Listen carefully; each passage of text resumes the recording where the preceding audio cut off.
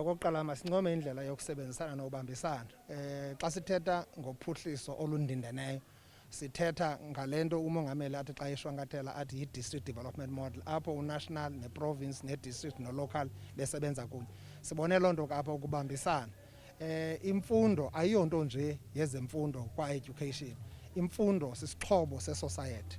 Apha sizokhanda izixhobo zobomi kubantwana bale ndawo nabanye abantwana abasuka kwezinye iindawo ezimelene nale ndawo. I-Alfred Nzo uyawukhumbula uba yiyona district elizweni engunumber 1 ngentlupheko indlala nentswelo. So ukuzisa ke izakhono ezilolu hlobo ukuzonika abantwana izixhobo ezifanelekileyo kukuzama ukuncedisana nale nkqubo umongameli ayikhokelayo yokuvuselela ezomnotho ngokutsha nokuhlaziywa komnotho. Kodwa umnotho awuzukwazi ukuhlaziyeka uvuseleleke xa ngaba izakhono ezifunekayo ekwakhiweni komnotho azikho.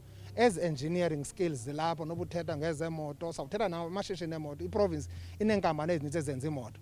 Funeka eza nkampani zikwazi uyazi bakho iproject enjengale apha funeka nazo zizile singaboni iikhampani ezisuka eRhawutini zizokuncedisa apha njengoba sibonile. So ndizama ukuthi namhlanje yimini eyodwa yimini ekhethekileyo yimini eyimbali eyawuhlala ishicilelwe kwintliziyo nakusezingqondweni zabantwana balapha abantwana abazalwayo nabantwana abakhulayo balapha ngeke baphinde bafane nabanye abantwana abagqithileyo.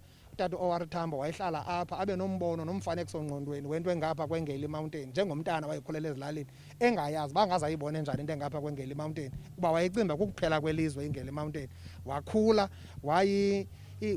wayi-icon yelizwe wayi-icon yehlabathi esuka kule ndawo yaseMbizana.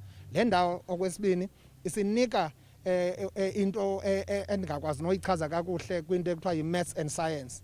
Ukujonga eliphondo xa lithetha ngeziphumo zika-grade 12 abantwana abaninzi abaphuma apha bakhokela eliphondo no-number 1 walast year kwi-maths and science besuka apha eMbizana.